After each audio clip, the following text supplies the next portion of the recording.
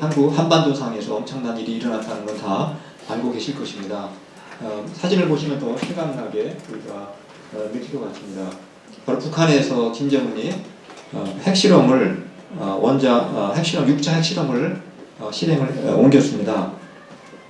이번에는 단순히 원자폭탄 실험을 한 게 아니라 원자탄보다 더 무섭다고 하는 바로 수소폭탄 실험을 했습니다. 그 이전에도 5차례에 걸쳐서 핵실험이 있었지만 그때만 좀 시끄러울 뿐 또 시간이 지나면 금방 또 잔잔해지고 그랬던 것 같습니다. 그런데 이번에는 좀 상황이 다르다는 생각이 듭니다. 며칠 전에 제 친한 친구한테 갑자기 연락이 왔습니다. 자기가 요즘에는 눈을 뜨고 아침에 일어나면 제일 먼저 한국에 전쟁이 일어나지 않게 해달라고 기도부터 한다고 합니다.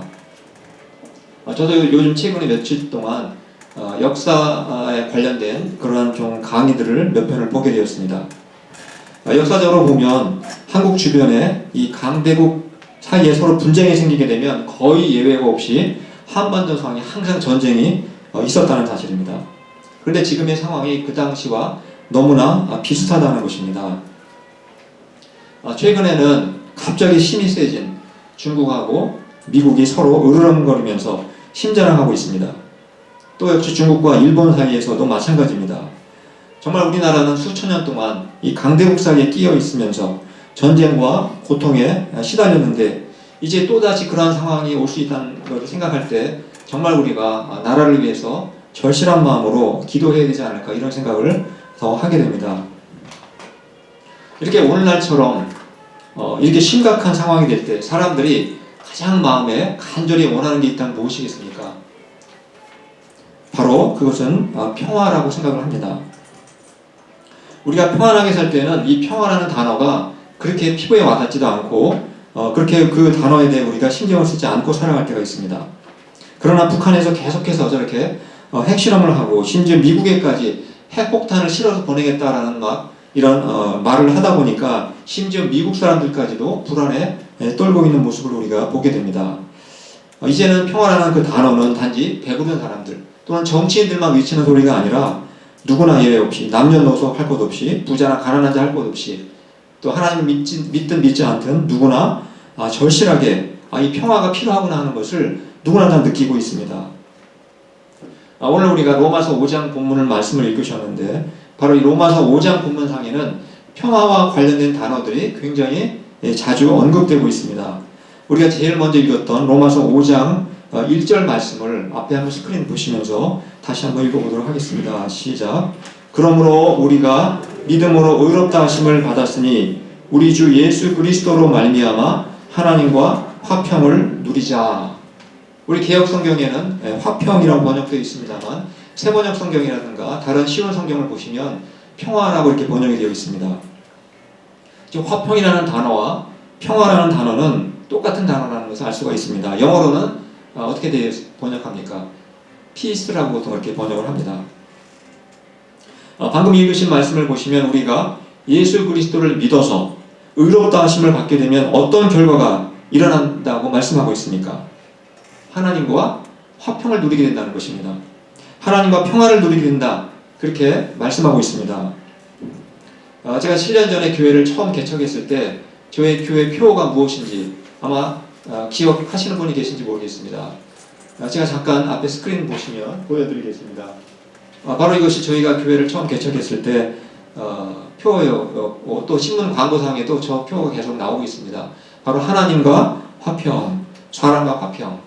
영어로는 peace with God, peace with people. 이러한 표어를 가지고 교회를 처음 개척했습니다. 즉 우리가 복음을 믿게 되면 이 표어상의 왼쪽에 있는 저 말처럼 하나님과 화평을 우리가 얻게 된다는 것입니다. 우리가 예수 그리스도를 믿게 되면 제일 먼저 나타난 현상은 바로 하나님과 화평을 우리가 누리며 살게 된다. 바로 그러한 내용이 저 표어상에 담겨 있습니다. 근데 우리가 한번 저 표어를 한번 잘 생각해 보시기 바랍니다. 이 말씀을 거꾸로 생각하면 우리가 옛날에는 하나님과 평화로운 관계에 이었다는 것입니까? 아니라는 말씀입니까? 우리가 옛날에는 하나님과 원래 정말 좋은 관계였다면 우리가 구태여 하나님과 평화, 하나님과 화평이라는 그러한 표어를 우리가 구태여 만들 필요가 없는 것입니다. 우리가 남북한의 평화를 논하는 이유가 무엇입니까? 서로 평화로운 관계가 아니기 때문에, 서로 분쟁하고 싸우는 관계이기 때문에 계속해서 평화를 외치는 것입니다. 그럼 하나님과 인간 사이의 관계가 어떠했기에 왜 이제는 하나님과 사람과의 관계가 평화롭게 되었다 이렇게 말하는 것이겠습니까? 어떤 관계였기 때문에 저런 말을 지금 쓰고 있는 것이겠습니까? 바로 우리가 로마서 5장 10절을 통해서 우리가 하나님과 평화를 누리기 전에는 어떤 관계 속에 살아왔었는지 한번 같이 살펴보겠습니다. 한번 같이 읽겠습니다. 시작.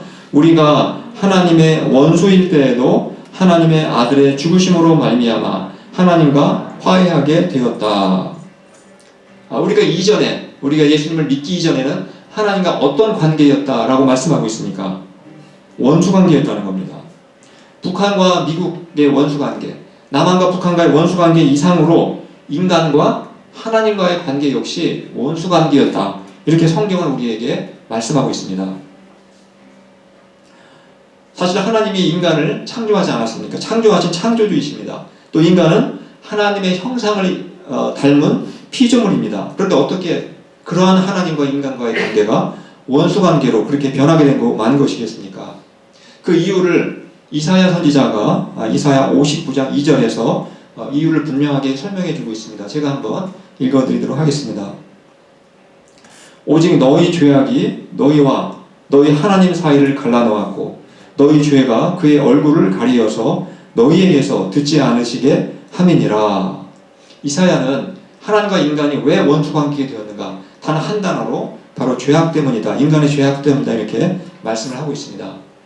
우리가 지금 로마서 5장을 지금 오늘 읽었습니다만 그동안 제가 로마서 1장, 2장, 3장을 통해서 인간이 지은 죄가 무엇인지 우리가 이미 구체적으로 살펴보았습니다. 바울이 인간의 죄를 제일 먼저 언급한 죄가 무엇이었는지 기억나십니까? 인간이 지은 가장 큰 죄, 가장 먼저 지은 죄는 바로 인간이 하나님으로 대접하지 않았다는 겁니다. 하나님으로 인정하지 않았다는 것입니다. 그래서 오늘날도 많은 사람들은 하나님 앞에 나와서 예배를 드리지 않습니다. 요즘 북한과 미국과의 관계를 보면 참으로 어이가 없다는 생각이 들 때가 있지 않습니까? 북한이 지금 핵무기 몇 개나 개발했을 것 같습니까? 몇 개 정도 개발했겠죠. 많으면 몇십 개 정도 아마 개발했을지 모르겠습니다.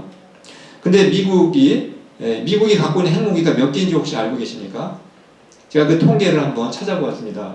잠깐 뒤에 보시면 미국이 보유한 핵무기 현재 5,000개가 넘는다고 합니다. 저 5,000개는 창고에 들어있는 5,000개가 아니라 즉시 버튼을 누르면 발사가 가능한 핵무기가 5,000개가 넘는다고 하는 것입니다. 1967년에는 무려 31,225개라고 하는 엄청난 가공할 만한 원자폭탄을 미국이 가지고 있었다고 합니다.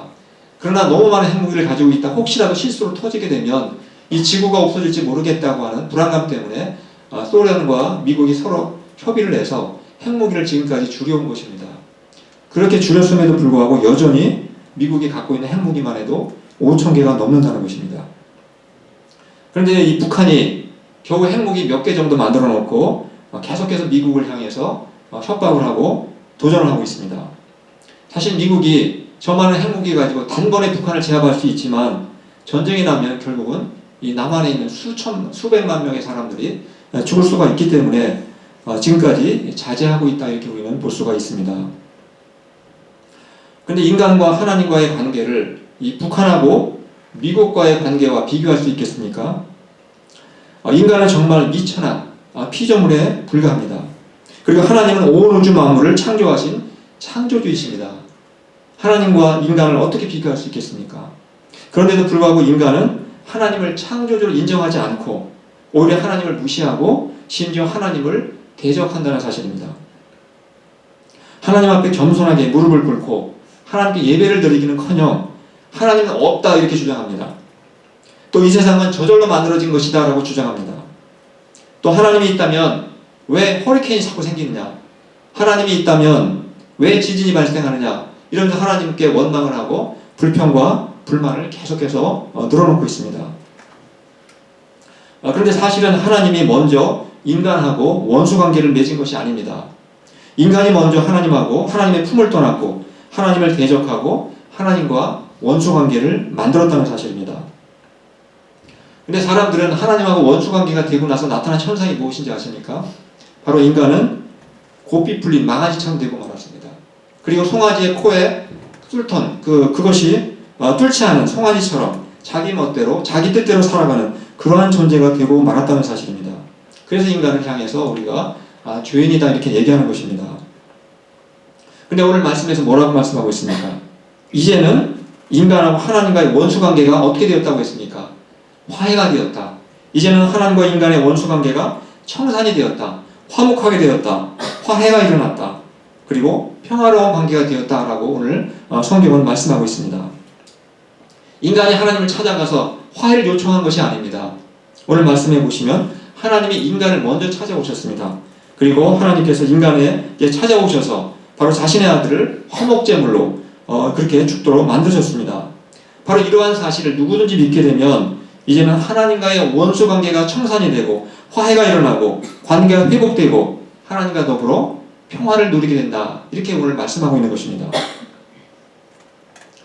우리가 이렇게 믿음으로 의롭다함을 받은 우리가 하나님과 평화를 누리게 되었다. 이 말씀은 단지 우리가 감정적으로 편안함을 느끼게 되었다. 그런 말이 결코 아닙니다. 물론 평강을 느낀다는 것도 포함하고 있지만 그 이상 훨씬 많은 의미를 포함하고 있는 것입니다. 혹시 여기 계신 여러분들 중에서 재판을 받아보신 경험이 있으십니까? 저는 이제 아버지를 대신해서 멀리 김천에까지 가서 재판을 받아본 경험이 있었습니다. 또 오늘날 지금 한국에는 정말 엄청나게 큰 재판들이 시행되고 있습니다. 얼마 전에 이재용 삼성 부회장도 재판 결과를 받게 되었습니다. 근데 우리가 재판을 받는 사람이 가장 긴장하고 가장 초조한 순간이 언제라고 생각하십니까?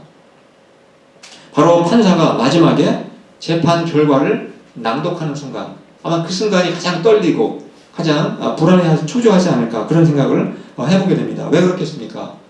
판사의 마지막 그 말 한마디 때문에 그 피고인의 운명이 결정이 되기 때문에 그런 것입니다. 근데 이 땅에서는 내가 재판을 받고 나서 억울하면 두 번 재판을 또 요청할 수 있습니다. 그리고 또 두 번째도 만약에 내가 불복하게 되면 대법원에다가 상소해서 또 재판을 받을 수가 있게 됩니다. 그런데 이 세상에 역사가 끝나게 되면 이 땅에 살았던 모든 사람들은 예배 없이 누구나 다 마지막 날 심판을 받는다, 재판을 받게 된다라고 성경은 우리에게 말씀하고 있습니다. 성경의 마지막 책인 요한계시록에서는 바로 이 땅의 마지막 날 어떤 일이 벌어지게 될지 우리에게 구체적으로 설명해 주고 있습니다. 요한계시록 20장 11절에서 13절 말씀을 제가 간추려서 말씀을 읽어드리도록 하겠습니다. 또 내가 크고 흰 보좌와 그 위에 앉으신 이를 보니 땅과 하늘이 그 앞에서 피하여 간데 없더라. 각 사람이 자기의 행위대로 심판을 받고. 바로 마지막 날 이 지구상에 살았던 모든 사람들이 개인적으로 재판을 받게 된다, 심판을 받게 된다 라고 말씀하고 있습니다. 바로 여기 계신 저희 모두도 한 사람도 예외 없이 하나님의 흰 보좌 재판대 앞에 서게 된다라고 이렇게 말씀하고 있습니다. 그런데 그때 재판을 받을 때는 가족 단위로 또는 나라 단위로 무슨 단체 단위로 재판을 받는 것이 아닙니다. 각자 개인적으로 하나님 앞에 서게 된다 이렇게 말씀하고 있습니다. 그날 여러분들은 어떤 재판 결과를 듣게 될 거라고 예상을 하고 계십니까? 둘 중에 하나일 것입니다.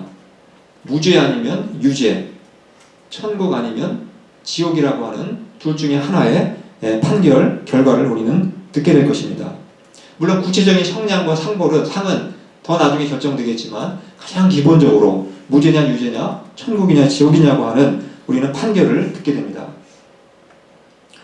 그런데 사람들은 이 마지막 날의 심판 결과, 즉 재판 결과를 미리 알지 못하고 살아가고 있기 때문에 초조하고 그리고 불안한 마음을 가지고 살아갈 수가 있다는 사실입니다. 어떤 사람들은 그냥 잘 되겠지, 설마 내가 지옥에 가겠는가, 이렇게 우리가 막연하게 희망을 가지고 살아갈 수도 있습니다. 그런데 그런 희망은 지난주에 말씀드린 것처럼 희망 고문으로 끝날 수도 있다는 사실입니다. 그럼 우리가 희망 고문으로 끝나지 않고 어떻게 우리는 천국에 갈 수 있다, 무죄를 받을 수 있다는 것을 확신할 수가 있겠습니까? 비록 우리가 이 재판은 마지막 날 미래에 있을 일이지만 그 재판 결과를 내가 지금 미리 알 수 있다면 우리는 결코 초조하거나 불안해하며 살지 않을 수가 있게 될 것입니다. 그래서 우리 믿는 신자들은 마지막 날에 있을 이 마지막 결과가 어떻게 될 것인지 우리는 확인할 수가 있습니다. 그 내용이 무엇인지 로마서 5장 9절을 통해서 한번 확인해 보도록 하겠습니다. 다 함께 읽어보겠습니다. 시작. 그러므로 지금 우리가 그리스도의 피로 의롭게 되었으니 그리스도로 말미암아 하나님의 진노에서 구원을 얻으리라 하는 것은 더욱 확실합니다. 여기서 구원을 얻으리라, 이것은 문법적으로 미래형을 말하는 것입니다. 이것은 앞으로 있을 마지막 심판 때 그때 사건을 지금 바울이 얘기하고 있는 것입니다. 무슨 뜻입니까? 우리가 아무리 큰 죄인이었다 할지라도 예수 그리스도께서 우리의 죄를 위해서 피를 흘리신 것을 믿어서 내가 의롭게 되었다면 마지막 심판날에 하나님의 진노로부터 구원을 받게 될 것이다. 이렇게 확실하다. 이렇게 우리에게 말씀하고 있습니다. 즉 우리들은, 믿는 사람들은 마지막 날의 심판 결과를, 재판 결과를 미리 알고 살아가는 사람들이다. 이렇게 말씀하고 있습니다. 근데 바울은 이렇게 한 번만 얘기하면 사람들이 잘 믿지를 못할 것 같으니까 두 번 반복해서 또 한 번 얘기합니다. 바로 그 말씀이 로마서 5장 10절에 기록되어 있습니다.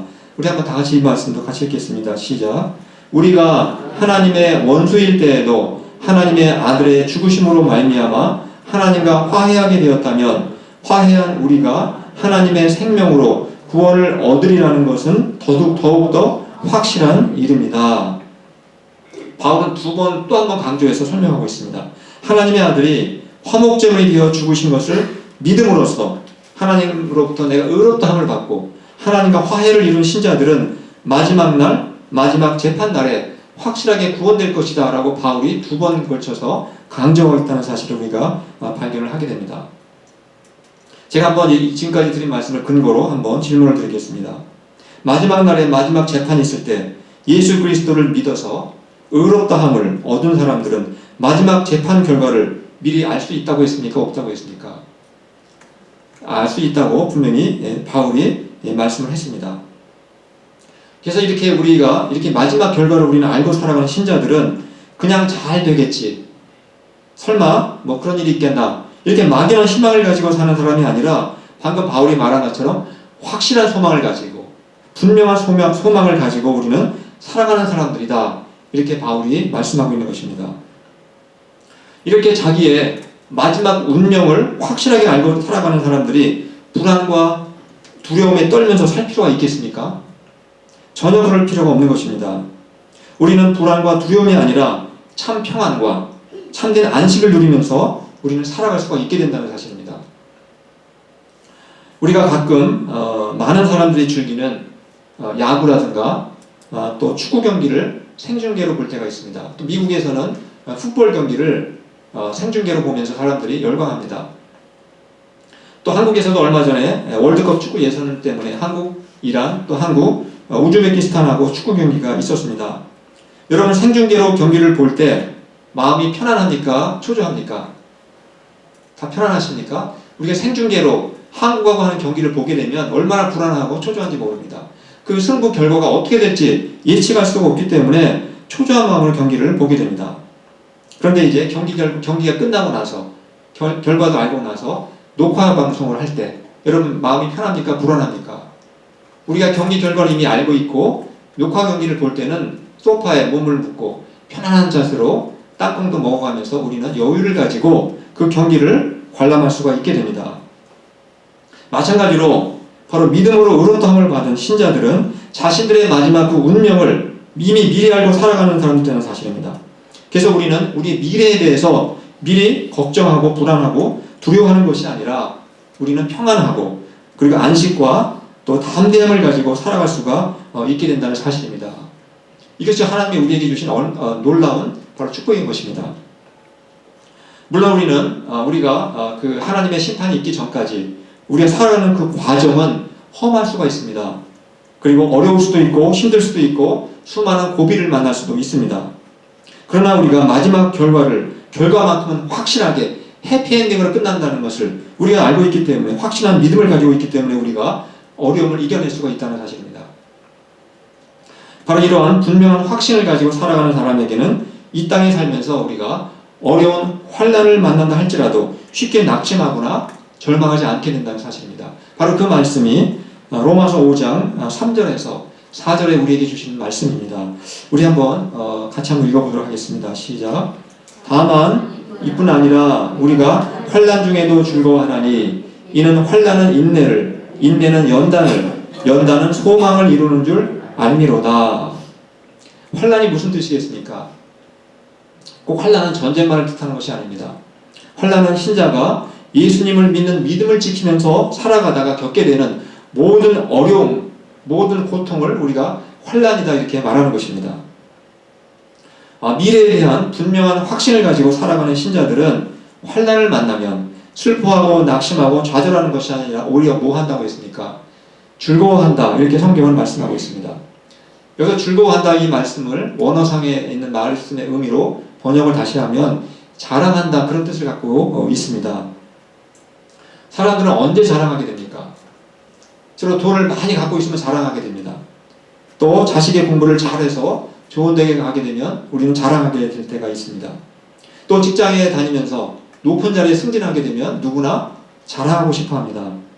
그러나 시험에 떨어지거나 사업이 망하거나 직장에서 쫓겨날 때 그것을 자랑하는 사람이 있습니까? 그런데 성경을 보시면 신자들은 이 땅에 살아가면서 모든 일이 다 잘되고 다 형통하다고 말씀하고 있지 않습니다. 뭐라고 말씀하고 있습니까? 환난을 만날 수 있다는 것입니다. 성경은 신자들이 인생을 살아가면서 이 환난을 만나게 될 텐데 이 환난은 일어날 수도 있고 안 일어날 수 있는 선택사항이 아니라 반드시 일어날 수밖에 없는 필수 과목이라고 우리에게 말씀하고 있습니다. 바로 그 내용이 사도행전 14장 22절 말씀입니다. 제가 한번 읽어드리도록 하겠습니다. 제자들의 마음을 굳게 하여 이 믿음에 머물러 있으라 권하고 또 우리가 하나님의 나라에 들어가려면 많은 환난을 겪어야 할 것이라 하고, 우리가 환난을 겪을 수도 있고 겪지 않을 수도 있다 이렇게 말하는 것이 아니라 우리가 환난을 겪어야 할 것이다 라고 바울은 말씀하고 있습니다. 우리가 살아가는 이 세상이 천국입니까? 이 세상에는 기본적으로 하나님이 없다라고 생각하고 살아가는 사람들이 훨씬 많습니다. 그리고 하나님을 대적하는 사람들이 많습니다. 또 예수님 믿는 사람들을 미워하고 핍박하는 사람들도 굉장히 많이 있습니다. 이런 세상에서 우리가 정말 믿음을 지키면서 살아갈 때 어려움을 겪지 않고 살아간다는 것은 불가능하다는 것입니다. 모든 일이 다 잘 될 것이다 이렇게 생각하지 말라는 것입니다. 우리가 예수님을 정말 제대로 믿게 되면 환난을 겪지 않을 수가 없다라고 성경은 말씀하고 있습니다. 그러나 우리의 마지막 운명을 우리가 미리 확실하게 알고 살아갈 때 신자들은 그러한 환난을 당한다고 해서 슬퍼하거나 또 좌절하거나 절망하지 않고 오히려 즐거워하고 자랑하게 될 것이다 이렇게 말씀하고 있는 것입니다. 다음 스크린 잠깐 다시 한번 보시겠습니다. 아까 읽었던 말씀입니다만 제가 다시 한번 읽어드리겠습니다. 다만 이뿐 아니라 우리가 환난 중에도 즐거워하나니 이는 환난은 인내를, 인내는 연단을, 연단은 소망을 이루는 줄 알미로다. 우리가 환난 중에서도 즐거워하는 이유는 기본적으로 환난을 통해서 우리에게 많은 유익과 축복을 가져다 준다는 것입니다. 그래서 어떤 분은 환난은 숨겨진 축복이라고 그렇게 얘기도 하는 것입니다.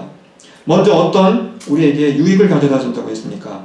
환난을 당하면 사람들은 인내심이 길러지게 된다는 것입니다. 참을성이 커진다는 것입니다. 한마디로 맷집이 강해진다는 것입니다.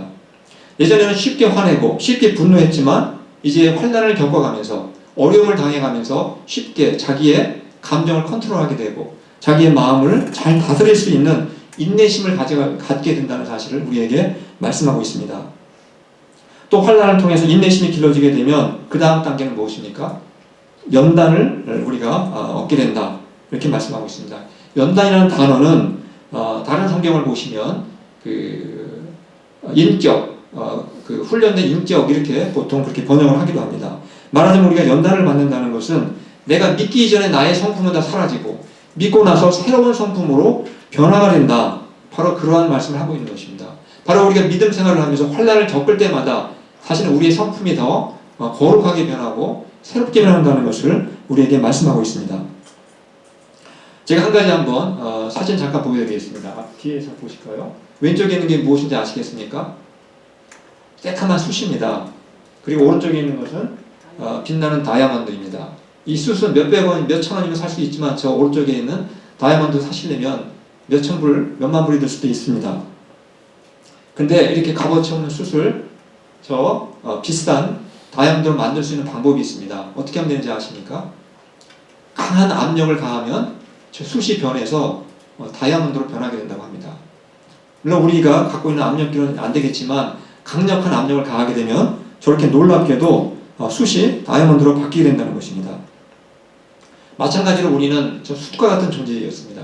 그런데 하나님께서는 우리가 겪는 환난과 고통을 통해서 저 숯이 다이아몬드로 변하는 것처럼 바로 신자들의 인격을 예수님처럼 성숙한 바로 그러한 인격으로 변화시켜 주신다는 것입니다. 바로 이것이 우리에게 환난을 통해서 우리에게 오게 되는 축복이라는 것입니다. 그래서 우리가 점점 성품이 하나 예수님을 닮아가게 될 때 우리에게는 더 큰 소망, 더 확실한 소망을 갖게 된다. 이렇게 결론을 맺고 있는 것입니다. 우리가 믿음을 처음 가졌을 때도 이미 우리는 소망을 갖고 있었습니다. 그런데 우리가 이렇게 환난을 통과하게 되면 우리의 인격이 더 성숙하게 되고 옛날 인격이 새롭게 변화되면서 그런 모습을 나 스스로 발견하게 되면서 더 확실한 소망을 갖고 우리가 살아갈 수가 있게 된다. 이렇게 말씀하고 있는 것입니다. 오늘 제가 드린 말씀을 제가 간략하게 좀 정리를 해서 기억하기 쉽도록 정리를 해서 보여드리도록 하겠습니다. 앞에 있는 것처럼 우리가 예수님을 믿어서 의롭게 된다면 어떤 결과가 우리에게 온다고 했습니까? 첫 번째는 하나님과 화평을 누리게 된다. 오늘 설교 제목이죠. 하나님과 화평을 누리자. 바로 화평을 누리게 된다. 이렇게 말씀하고 있습니다. 이 말씀의 의미가 무엇이라고 했습니까? 단순히 내가 기분이 좋아지고 내 감정에 평안함을 느끼게 된다. 단지 그것만이 아니라고 했습니다. 바로 하나님과의 원수관계가 청산이 되고 마지막 날에 있을 심판에서 구원을 받게 된다는 바로 그런 분명한 확신을 갖게 된다. 그것이 바로 하나님과 화평을 누린다는 말씀의 진정한 의미라는 것입니다.